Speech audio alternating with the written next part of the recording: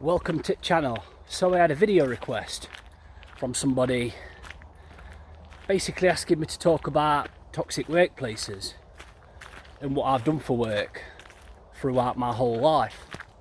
I mean, I can gab about this all day, but let's get straight into it. Apologies if the camera's a bit shaky. I left my selfie stick in car. Car's in garage for an engine oil leak. Anyway, I'll do my best to try and keep it stable. Right, so what did I do for work? I'll start from the beginning. I left school when I was 16, basically with no qualifications.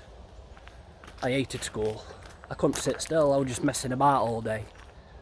So, yeah, left school with no qualifications. The first job I had was at a trolley place. It used to be called Northern Sales and Services. Now they've changed their name to Wanzel. But anyway, what I used to do, I used to refurbish shopping trolley locks, caster up. That's basically putting brand new wheels on trolleys. So you have to take the old ones off, clean them up. Sometimes you put brand new, but sometimes you'd refurbish them. So you'd clean them up, oil the bearings and fit them back onto trolley light. To be honest, I enjoyed it. The switch from school to work were a shock, but other than that it weren't bad. It were repetitive, just like most factory jobs are, but it is what it is, isn't it? But I can remember one guy there, he always used to go up at me like that all day, like, well, not all day, but most of the day. I'd be castering up, putting wheels on trolleys. Like I say, he'd just be staring me out. I can remember one day I said, mate, look, if you fancy me, just tell me. Don't just stand there bloody gawping. I'm like, what's your problem? You know, I ain't got a problem, mate. Well, clearly you have, because you're gawping at me. And ever since then, he just didn't like me. I don't give a fuck, mate. If you're going to stare at me like that, I want to know fucking why, innit? Very weird, very odd guy. But there are a few others as well that always shit stared, always talk behind your back. They'd always grash up to manager for no reason, and then you'd get manager breathing down your neck. Just very toxic. You know what, guys? I've never ever worked at one factory that's not been toxic or idiot proof in my whole life. And it's these people that ruin it. Because I had loads of sleepless nights. Get out, way fly. I had many sleepless nights worrying about going into work when I was younger because of these idiots.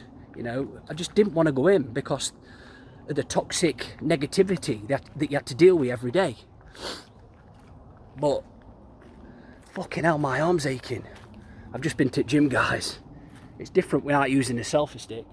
But yeah, I used to have loads of sleepless nights worrying about going into work because you had to deal with all these idiots. It wouldn't be so bad. Most of the time, it weren't the job, it was just the people. And I think a guy named Rob sent me a message basically saying the same thing. And I resonate with you, mate. I've had it for years. And it's horrible, isn't it? You know, when you just want to go to work and do your job. But half the time it's ruined and made harder by idiots that just want to clown around, fucking bully you, and shit like that. It's just fucking wrong, innit? But that's what these factories are like. They're not idiot proof, they're not bully proof. There's always one or two idiots that just, you know, want to cause crap and cause drama for no reason. It's like they get off on it, don't they? They're not happy unless they're upsetting or bullying somebody. But yeah, that's what it's like. I've got to switch arms, guys, I'm sorry. But yeah, that was my first job. Full of idiots. I mean, I'm not like that now. I'd never work in a factory, but let's say that I worked in something similar and there were people that were toxic and tried to fucking wind me up and do this and that. I wouldn't take it now because I've changed. I don't take no shit now when I'm older. But when I was younger, I weren't used to that environment kind of thing, do you know what I mean? So I just let it get to me. And it'd take a lot for me to snap. But when I did, fucking watch out, mate, you know what I mean? But anyway, that was my first job. Then what did I do? I worked in another factory. Guys, most of my jobs have been factories. I've done a few other things, but that was later on in my life. So this next job, I went to a place called Arama Fabrications. You know your laminate work surfaces? We used to cut them sheets on a big laminate saw. I was there for about a couple of years, and it weren't bad to begin with. Yeah, it weren't a bad job. But here we go again with toxic bastards that always have to ruin it. All them gossipers and grassers. These places are fucking full of them. And this place was no different. Same old, same old. There was this one guy called Rob. He used to work on other shift on the saw that I was on. And he'd come in on his shift. He'd like, why ain't you cleaned up? Why ain't you cleaned up? I'm like, mate, I fucking cleaned up. No, you ain't. Look at all that shit. I'm like, that's not my shit. That's your shit that you left last shift. Why should I clean it up? He used to do stuff like that and try and wind me up. And I had problems. I had a lot of trouble, like, with information sinking in. Because I'd be on a machine and they'd be trying to learn me how to run machine. They'd be showing me how to run machine, sorry. And I couldn't like grasp it. The information just never sunk in. It did eventually, but it took a lot of time. I mean, I don't know if you lot struggle with that, but they used to always take piss out of me for that. Like, come on, mate, come on, Jammy, you should be running machine by now. What's going on and all this? Well, it is what it is, isn't it? Some people expect you to get it there and then. It's like most jobs I've had. Even like, I can remember one job I was at, the first day I was there, it's like, they expect you to get everything bang on straight away, but you can't. It's like these people that have been there 20, 30 years, it's alright for you, like, you know the score, you know how everything works, you know how to run everything. But for likes of me that were there, like, it was my first day there, clearly I'm not going to get everything correct. I'm not going to do everything right. It takes time for you to process information and stuff like that. But these people just expect you to get it just like that with a click of a finger, mate. But they get off on it and all. It's like they love to see you fail. If you're not doing something right, I used to always catch them in the corner of my eye sniggering and smirking. I'm like, why? It's like, it's their highlight. This is the highlight of most people's day, isn't it? Laughing at people that are struggling when all we're trying to do is earn money and do our best. But anyway, yeah. Arama. Again, I'm not denying, guys, I had lots of mates, lots of friends in these places. But I'm just talking about the idiots. And some of these jobs I really did enjoy. But it's just made worse by pricks that just ruin it, innit? But it's everywhere you go. So what did I do next? Sorry if I'm rambling, guys, but it pisses me off looking back and thinking about it. Because of all stress and depression it caused me. And yeah, it really got to my mental health, man. Anyway, where did I work next?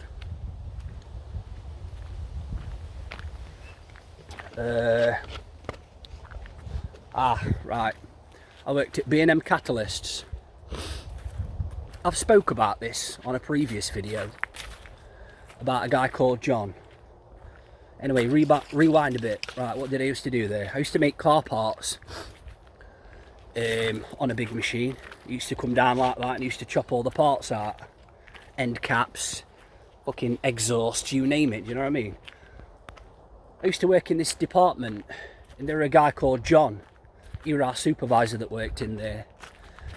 We got on for a while, for like first 2 or 3 weeks, but then he just suddenly changed. At the beginning, he were alright, but after every job, we had to clean the machine up, and loads of little bits went under the machine.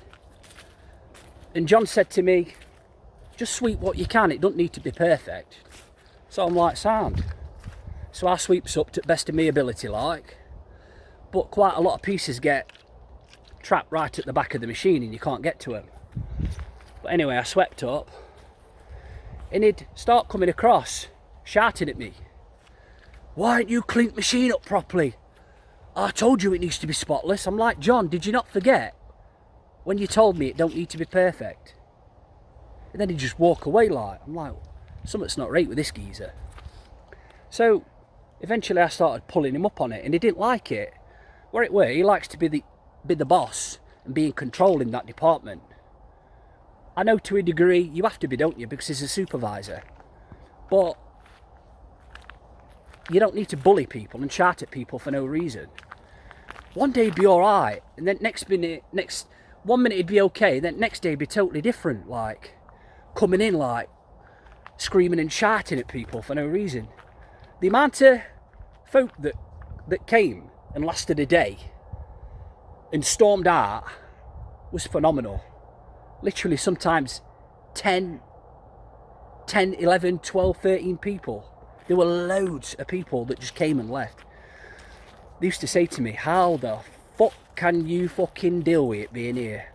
I'm like, mate, I just switch off. It's best way. It's when you're on the machine, you just put a part on, press a button, it comes down and shapes it. I says, mate, best thing you can do is switch off. He says, it's not the job, it's that idiot John. He says, he's a fucking complete and utter psychopath. I says, I know he is, mate, but you just got to stand up to him and not let him bully you. He was like, I'm gone. The amount of conversations I had with people talking about him were unreal, like I said. But this guy were a complete and utter nut job. I even said to him, John, if there's anything, if something's going on in your life, mate, just tell me. We can talk about it. And he was like, oh no. He never wanted to open up. And that was the problem. I knew something was going on at home, but I don't care what you're going through. You don't come to work and take it out on other people. It was just some stuff he used to do, like, you know, in summer we used to have these shutter doors. Well, in a factory you get shutter doors, do you know what I mean, that come down and go up, you know, when you've got deliveries and stuff like that. And my machine were right near shutter doors, and we kept it closed in winter, obviously, because it's cold. But in summer, our factory got red hot, literally. I'd been melting. It weren't normal. But yeah, in summer, I used to lift the shutter doors up a little bit to let some fresh air in, because technically I was dying basically. And John would always go and shut them. I'm like, John,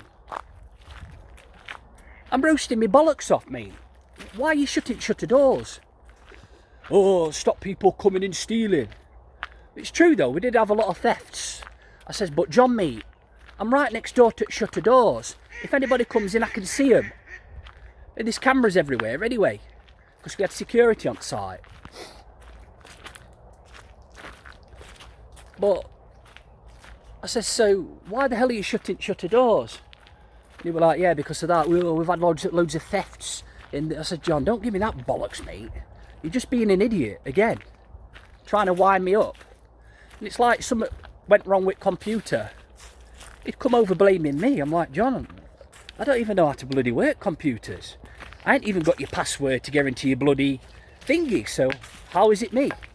And he'd always do things to wind me up all the time. And do this machine that ran like 1,000,000 miles an hour, and you had to keep oiling the sheet. You had to keep oiling the sheet, otherwise the metal wouldn't go into the machine properly. It used to like cut discs out. Right, hold on. I've got a bottle in my hand. Hold on. I need to switch hands. That's it. God's sake, I just knocked the video off. Oh, anyway. So where were we? Yeah, on this machine.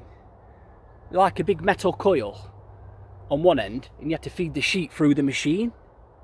And it'd go in, and then the machine would come down and chop it, and it'd chop like circular discs out. But if you didn't oil it enough, it wouldn't go in fully. And it'd make like a half moon shape. And it was like, honestly, it was crazy. Can't remember how many discs it used to pump out an hour, but it was mad. And he used to always put me on that. And these boxes with discs, they weighed about over 20 kilogram.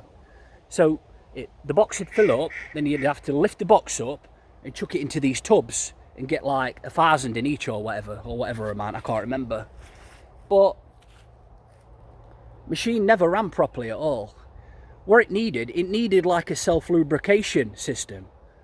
But like I said, we had to oil it manually. And if you missed one bit of metal, it wouldn't go in properly and shape the disc. And John had come walking over all the time, like searching through discs, looking for ones that weren't shaped properly, just to go at me. And he's like, what's this bastard here? I'm like, mate, slow the machine down. It's like, it's going a million miles an hour. What do you expect? I can't physically oil every little bit of metal. I'm going to miss one or two bits. Because you had to multitask like a motherfucker. He's like, I don't care. You're wasting material and all this and all that.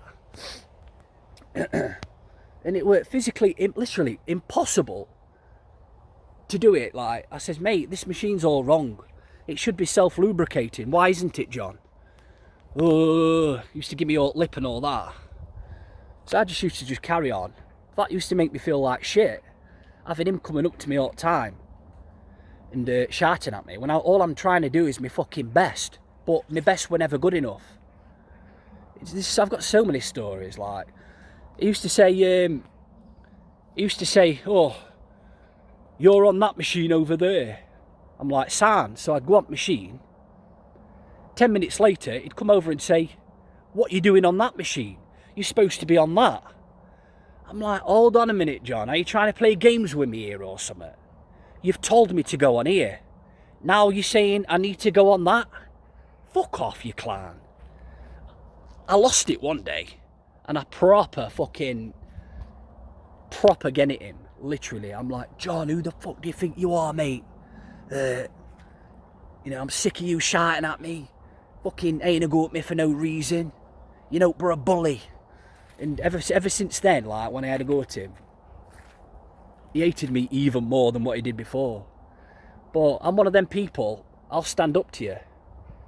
I'm not going to let you walk all over me. And we had this guy, he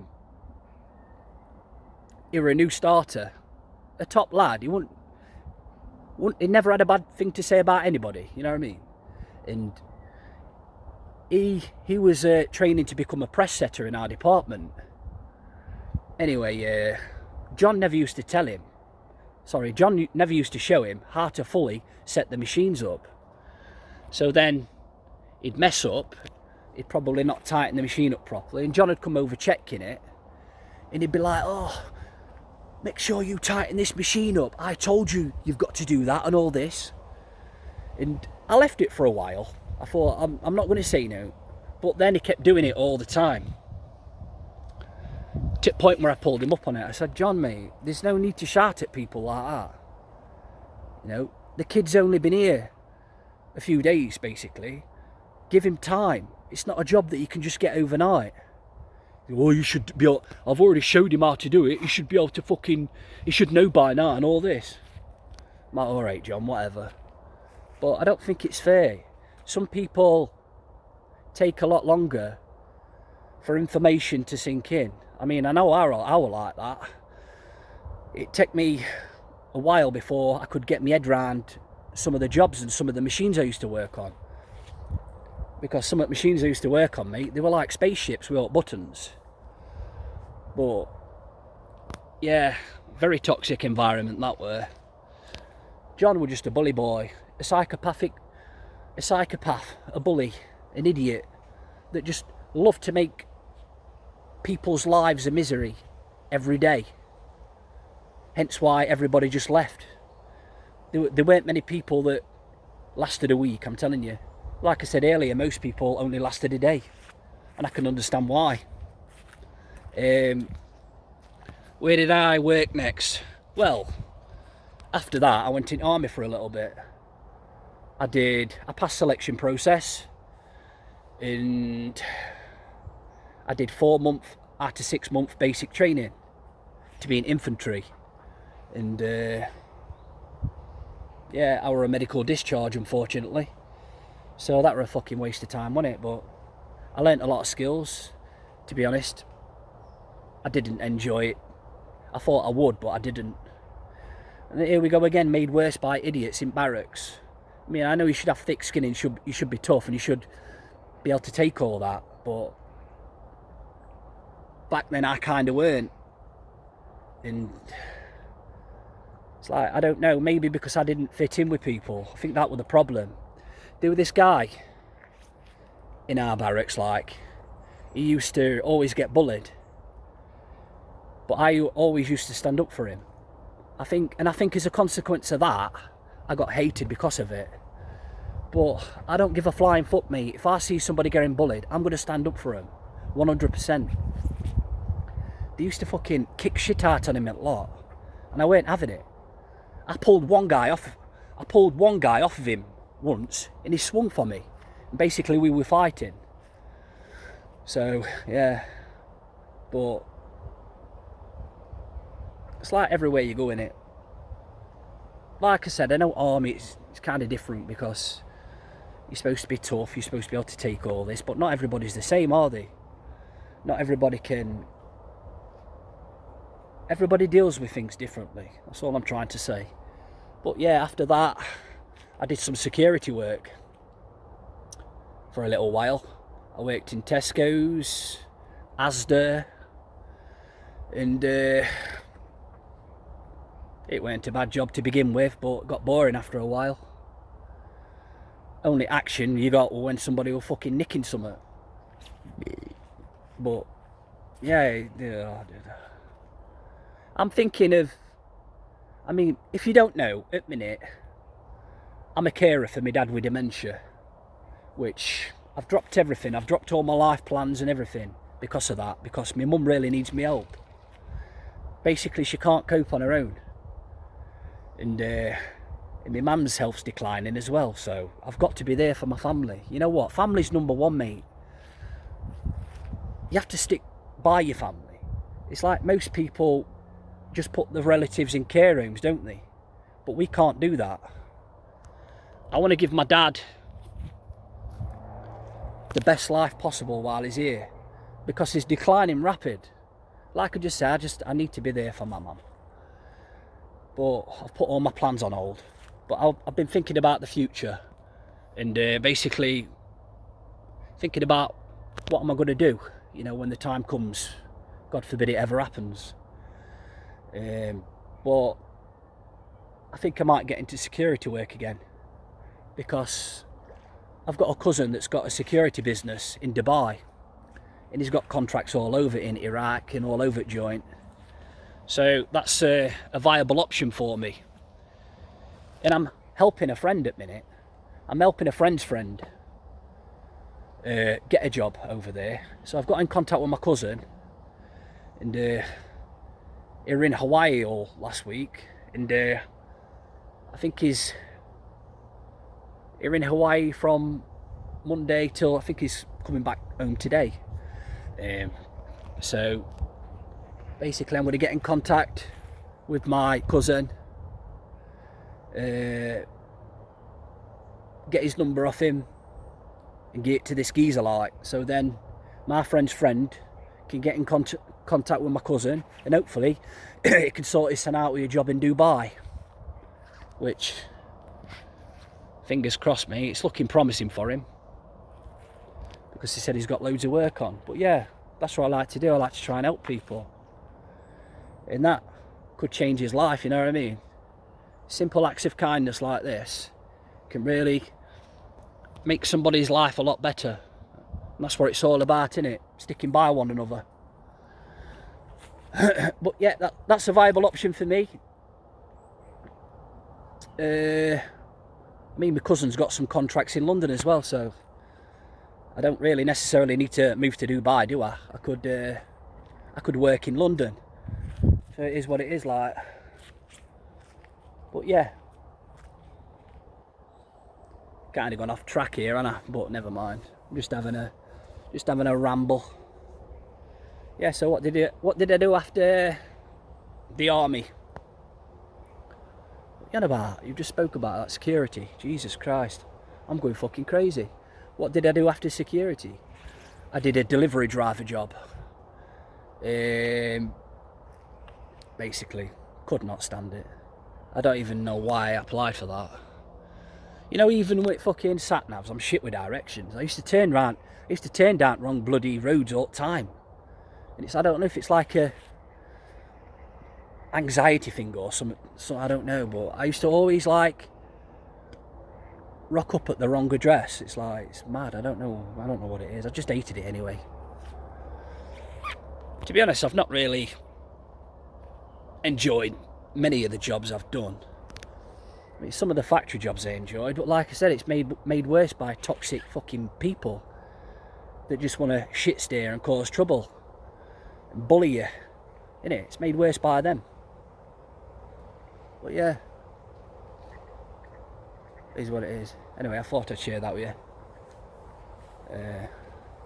Don't forget to like, share, subscribe, comment, all that good shit. I love you all, and I'll catch you on the next one. Respect.